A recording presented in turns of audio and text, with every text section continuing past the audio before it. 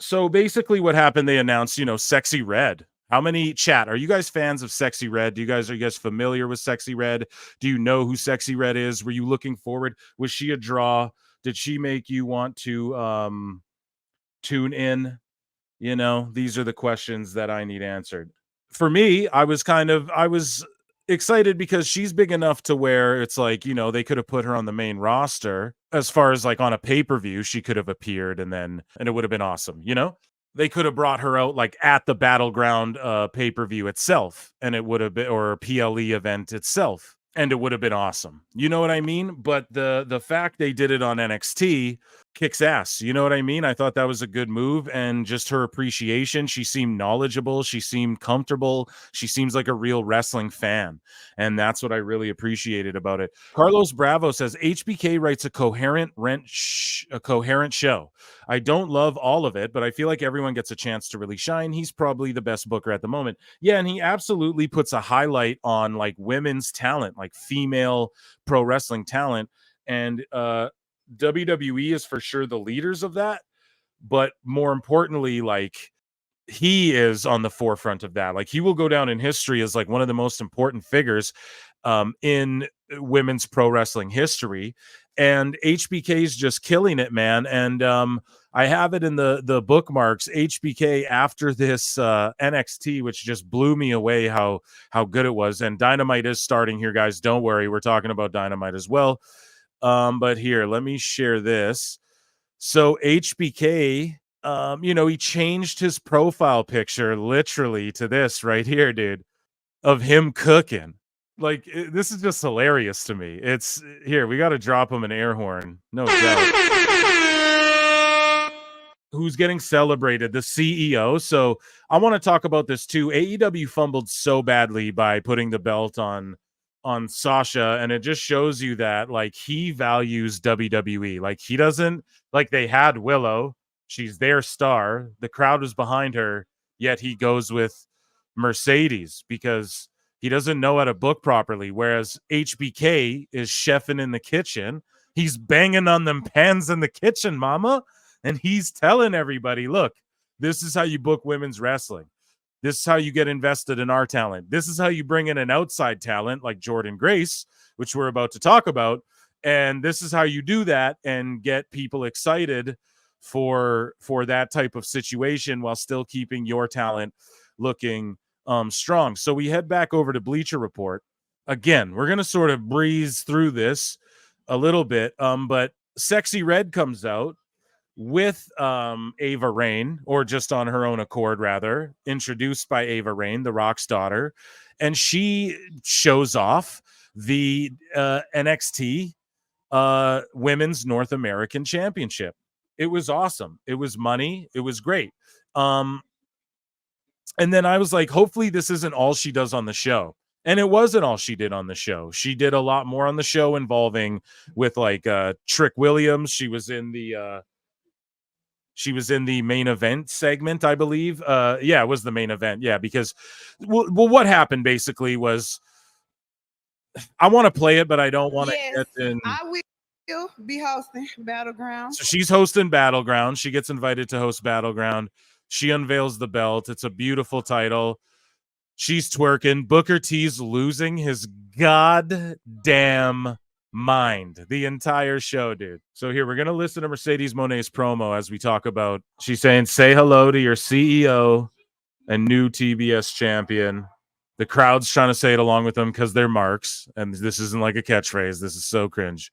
Wasn't I worth the wait? I don't know, dude. We wanted Willow to win. Yeah, money change. She says, didn't I tell you money changes everything? Didn't change a goddamn thing. No TV deal. Anyways, what happened was on NXT, Jordynne Grace comes out, and she interrupts Roxanne Perez, more or less. Ava Raine, again, is like, yeah, your challenger at Battleground, the TNA Knockouts champion, Jordynne Grace, daddy. Some of you may remember me from the Rumble earlier this year. But if you don't, let me officially introduce myself. Guys, I got to pause and move it around or else, I'll get Don Stevens. I'll get clapped. Whack. Now, Roxanne, Booker T's losing. Booker T's going crazy, dude. So you scrub through this, you know, Shawn Michaels goes, yeah, Juggernaut Jordynne Grace is going to challenge.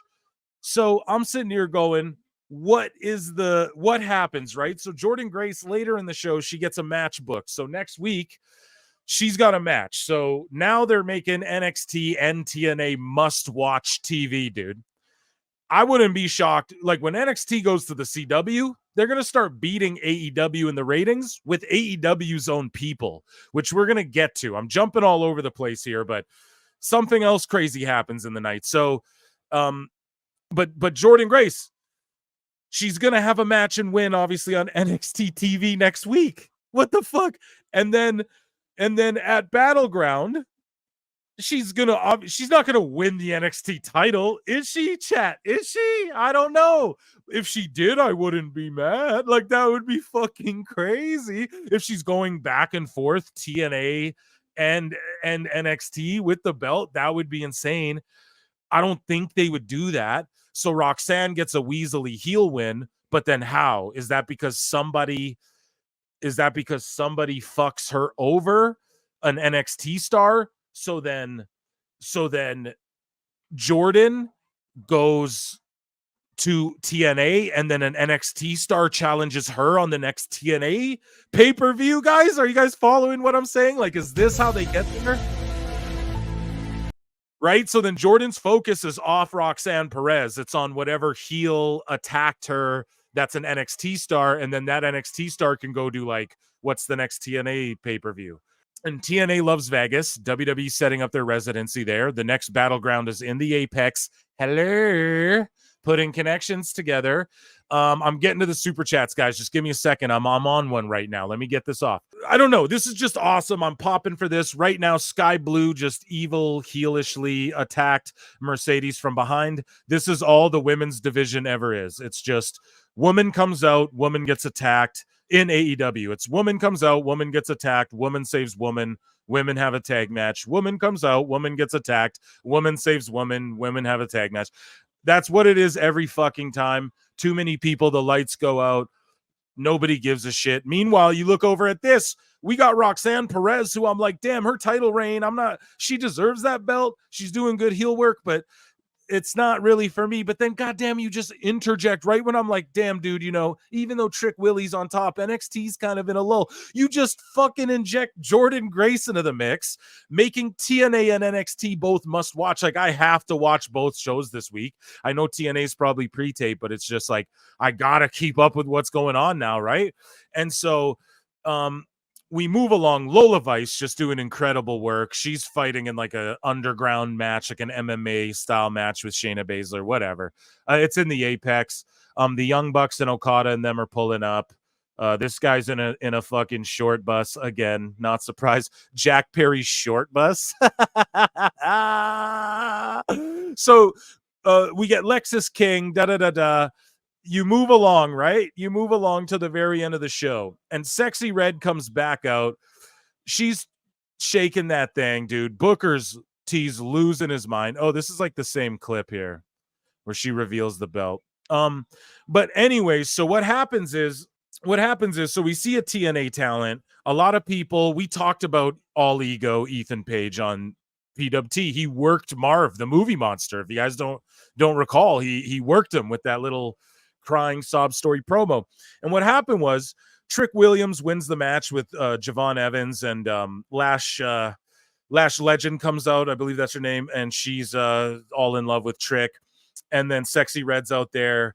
She gets it. Sexyy Red knows how to be a manager. She's not wasting any movement. She knows where to be as far as like timing, the camera, you know what I mean? And like, she's shaking that ass and doing the split, and the camera, the hard cam's trying not to zoom in on her, right, dude? Like, there's filming around her, but I love that WWE was like, no, Sexy, you go out there and do you, because that's why we are bringing you in to do you. We're not going to water you down and give you some bullshit script to read like your Bob fucking Barker. Super chats. I'm getting to super chats. Let me get this off, okay? Because I love this NXT front to back. So, and the matches were all solid. Like Ridge Holland's doing good work. Anyways, you know, Ethan Page, he cuts this promo and people are like, he might sign to Impact and da-da-da-da-da.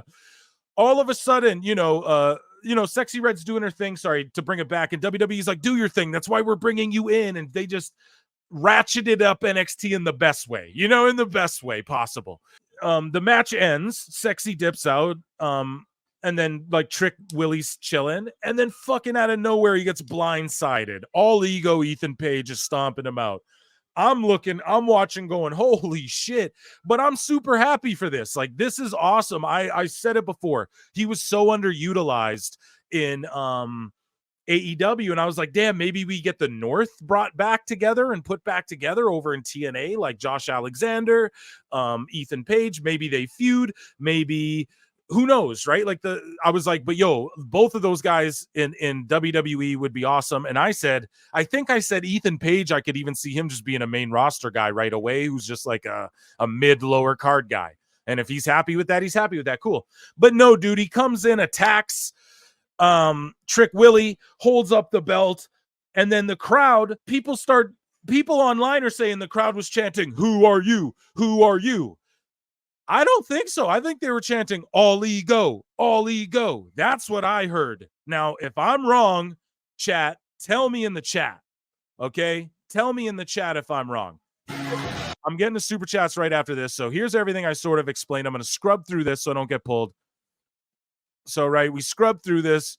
She's like, oh, who jumped like Oro? And then what the story is, so the lights go out. What I love is that the lights go out AEW style. Like, this is what AEW would do. So it's sort of keeping it in the realm of the same gimmick. By the way, they're doing a game of House of the Dragon, Kill Switch versus Swerve. Oh, yeah, because he's like a dragon. It's great. Meanwhile, over here, they're booking Ethan Page so that people care about him again. You know what I mean? So we're watching this, right? Lights go out, nothing. And then what's important here is that he knocks here. So I want to see if we can hear what they're chanting. Trick, I took out Norm. I took out Orm. So the story is that Ethan Page, while he was under contract with AEW, took out all Oro and all these people, right? Here, let me get to super chats. Before the stream, I was in Booker T's stream. It's hilarious. Y'all go check out the podcast he did today. Talk a lot about NXT and AEW. Oh, I will, John JID. I absolutely will, and thank you for the super chat. Ethan Page is going to be the new Dijak, and it's going to be spectacular. I don't know what you mean by that other than like a big badass ass kicker, and I'm super down. The elite built like they skip the gym every day. Yo, another infamous Andre Adams burial. I love that. Thank you so much. The HPN again, Jordynne Grace versus Julia, NXT TNA Worlds Collide. Oh my God. This is what I'm talking about. When we get the NXT versus TNA card, which I'm not even done talking about all this, I'm about to rant some more about this, because we all know that this fucking Luchasaurus match is going to go way longer, like Swerve's headbutting the giant guy, right? Like, what the fuck? But yeah, dude, we're going to get TNA versus NXT card. It's going to be phenomenal. You know what I mean? Like, I see that happening down the line for sure. It would only make sense. WWE loves Roxanne to have her face Jordynne Grace and at some point Julia. Absolutely. Roxanne, that's why she's defending. Roxanne is going to be like the woman like who holds off these sort of invaders, if not invaders, but like Julia's sort of an outsider. Jordynne Grace is sort of an outsider, and she deserves it, man. She put a lot of time in as a face. She's one of Booker T's girls. She put a lot of time in as a heel, or like she has been doing good work. She can have good matches with everybody. And I think that's what they're looking for, more than anything. And, like good enough matches, and I agree. She's so, they have faith in her. She's one of those girls like, who is the 4 horsewoman who got called up? I think it was Bailey, right? Got called up way after everybody. And that's because like sometimes you just need that person who can carry, right? Like Lyra just got called up way before Roxanne. You need that person sometimes who can just be the workhorse of the brand. That's what she is. Joining us on the show, Awful Wrestling. Round of applause for everybody's turned off. What's up, buddy? Yo, Phil, you watching this show? I am, dude. You're watching Dynamid as I see you got there, and I was just sort of lambasting the booking of the AEW women's division as I went over how hot the NXT women's division is, and I just want to finish up this segment I'm doing here, Awful. So I'm glad you're joining me. Did you see NXT from last night? No, not yet. A phenomenal program. And What yeah, are you we drinking, have man? TNA. What are you drinking? I'm just sipping coffee right now, my good friend, Okay. and some All water. right. Yeah. Gotcha. Yeah. What about you, dude? What you trying one Jameson off? triple distilled Irish whiskey. I was just going off, bruv, and I was just talking about how Ethan Page, he's a good vet and a good hand to have in NXT. But the thing is he cut a promo that I'm gonna play for you guys here in Phil Marks bookmarks. Here, I'll just finish playing this little. Okay, yeah, please. So people are saying they're chanting, "Who are you?" I hear all ego. I hear all ego, all ego. I don't know if that's who are you. I don't know if maybe am I dumb, guys? So he's there, man, and I'm popping for this, and HBK's cooking, and so I'm gonna go over to my bookmarks because what happened was he ended up cutting a promo where he's like, listen, bro, I'm not even signed to WWE. He's like, I'm not even signed to WWE. So they might just be bringing him in to like put the champ over, have a couple matches. But all I'm saying is wait till they go to CW and we get like Lexis King versus Ricky Starks, and they are outdrawing Dynamite with Dynamite's own people in NXT. Like that's what's gonna happen, dude. Like I'm predicting it now. But here's what Ethan Page had to say, man. Here's a little 1-minute promo from him after his debut in WWE, and he's saying he's not even actually signed to WWE. Now I don't believe that. And then Vic Joseph was also like, wasn't he just in AE? And then he gets cut off. Right. They won't even mention listen. it. Yeah. I'm going to be real with you. I didn't see this, and I didn't see his supposed debut. I read about it a couple times on Twitter, but I've not seen this footage. So let's see what this guy's talking about. I don't know him either. Everybody saw what I did last night. Nope. Literally everybody. We're talking millions of views across all social platforms. It's pretty heavy. I'd even say that's a bit of buying power for Ethan Page, especially because, contrary to popular belief, Ethan Page is not signed to any company or any contract. And I'm going to just assume that Trick Williams would love to get a little payback and revenge on Ethan Page. So NXT, I'm going to leave this one to you. Ball is in your court, and all ego is all ears. I'm going to assume somebody in that company has my number. I'll wait for the call. So the story is that, like, basically in how NXT pitched it was like, okay, he's under contract with AEW, but he's been silently attacking certain people backstage. And then now he's coming and going, and like, even look on his Twitter, it's not like WWE Ethan Page. It's not like that. It's just his regular Twitter. And he's like, I'm not even actually signed to NXT. And he's a guy who put a lot of work in TNA. Like, they valued him tremendously. And he went to AEW to take a chance on himself. Dude, this could be a great I don't know if he goes and does some TNA dates while he's doing NXT appearances and shit. That's a good way to like circulate vets while not having to bring them to your main roster, while keeping NXT. You know what I mean? While elevating NXT. Give me a quick rundown on this jabroni. I don't know who this guy is. So Ethan Page was like really popular with are you familiar with Josh Alexander in TNA? Yeah, I know him. So they were a tag team called the North, and they were like at one point they were considered like one of the, of course they were exclusive to TNA, but they were considered like one of the best tandems, like one of the best tag teams going at the time. And then what happened was AEW became a thing, and during the pandemic and even before the pandemic, Ethan Page really blew up for doing like cinematic stuff on his own YouTube channel and stuff like that. And this guy actually he has a good following outside of just pro wrestling, as he's like an avid like toy collector, and he's a family man, and he does what's his gimmick? What's his gimmick, vlogs. Bill? His gimmick is all ego Ethan Page, right? Okay. So he's like this egotistical, he's a Canadian, Josh Alexander's Canadian, right?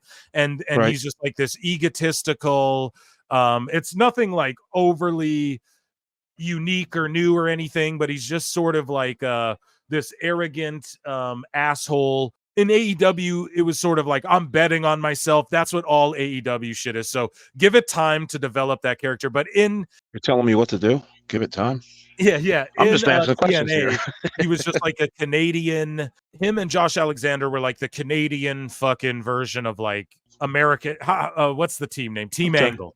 You know what I'm saying? They were like Team Angle of like Canada in TNA. Does that make sense? And then he went heel, went to AEW. They stuck him with Scorpio Sky, and they became the like, hey, Phil, we deserve better, guys. You know, I'm relying on you, my man. Does this guy have any upside? What's going on? I mean, so he just looks like a guy to me. Yeah. So he's a tremendous worker. He's really good on the mic. You're about to see that. He never got a good chance in fucking AEW. You're about to see that happen. Right. And he's a guy who's going to elevate other talent. They're not just going to put him over on everyone. And he's a guy who can impart knowledge as he ages. But again, even not that he's old, but it's like when you're like 40 in WWE, they don't give a fuck about that anymore.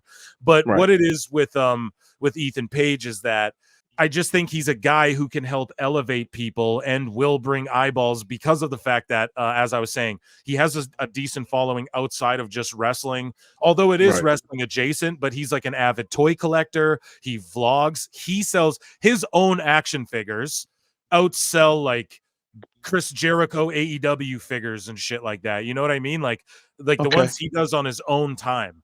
You know what I mean? So I'm not saying he'll come in and be this big merch mover, but like he's a guy that has a social presence that you tried it with the Acclaimed.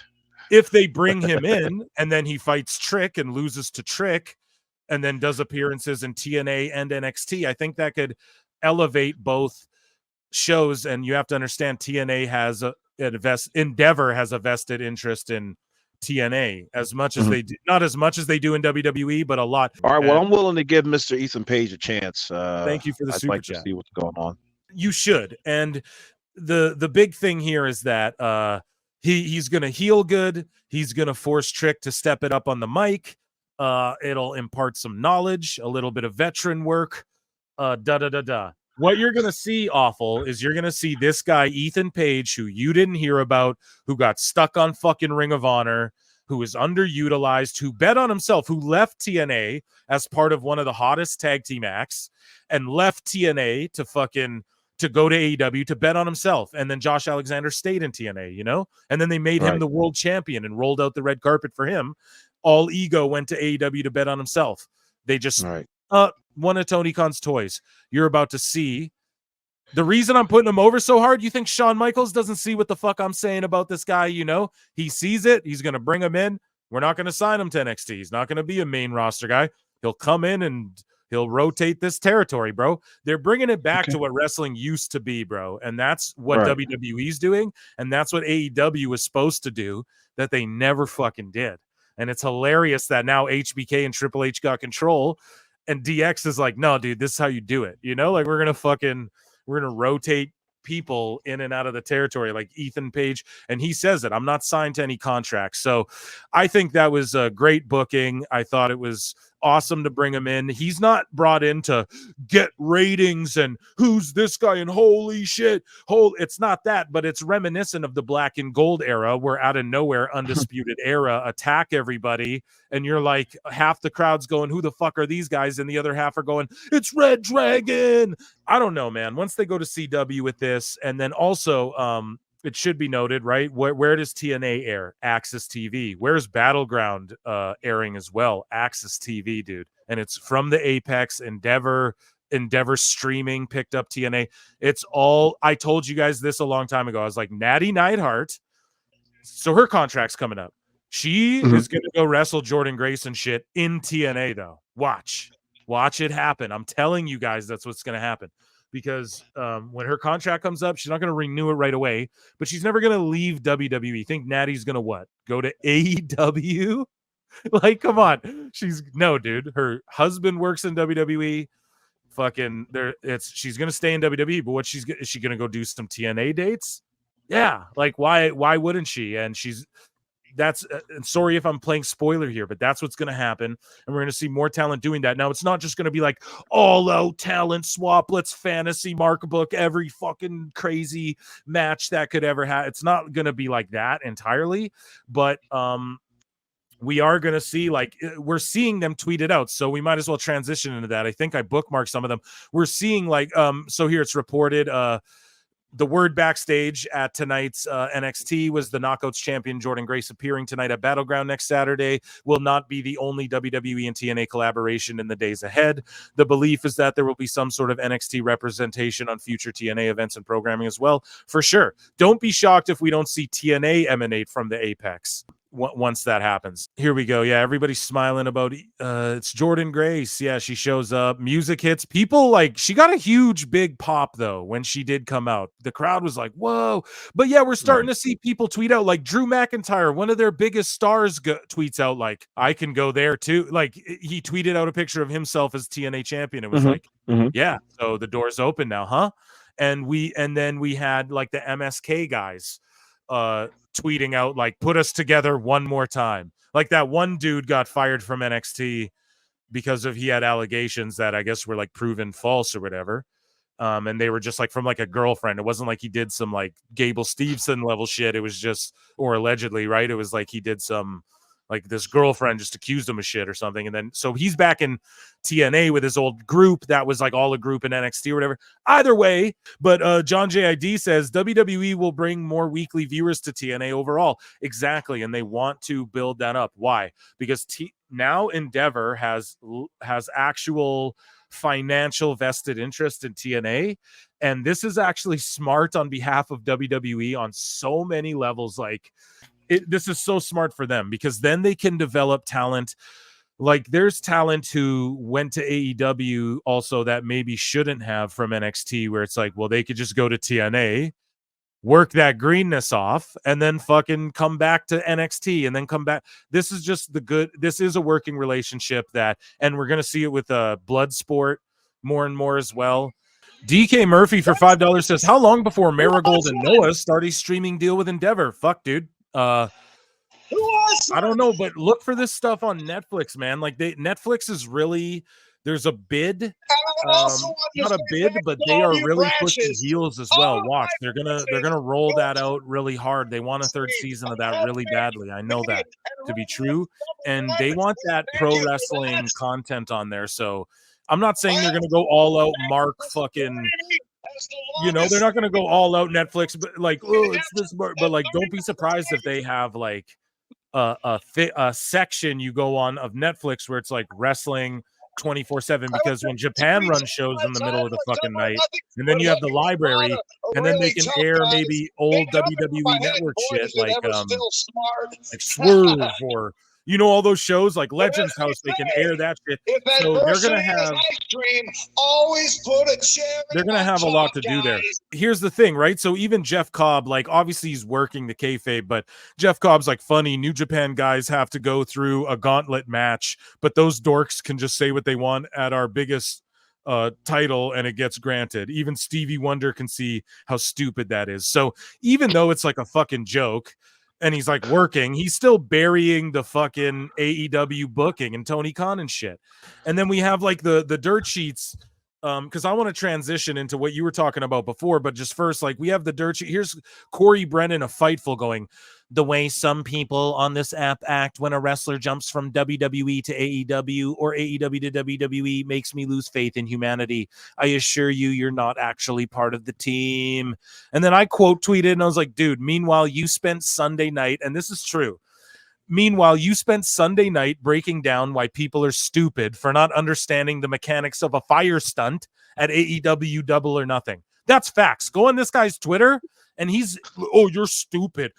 He like posts an article to like fire stuntman stunts, and is like, I suggest you research how to do fire stunts if you think what Jack Perry did was unsafe or dumb. And then fucking I go, you're just upset because you're an alleged NXT insider. Facts. Go on his fucking Twitter. It says Fightful NXT insider. You're an alleged NXT insider and didn't know about a report, anything that happened last night on NXT with Jordynne Grace and fucking all the NXT talent calling out WWE talent and TNA talent, pardon me, back and forth. And because they're all on Twitter now, calling each other out. Cedric Alexander, Mustafa Ali are like, let's fucking go, you know? And then like this guy didn't know Ethan Page was gonna be there. They never know. WWE never lets these guys know. So I just had to fucking smoke that guy on X. It's hilarious to me, dude.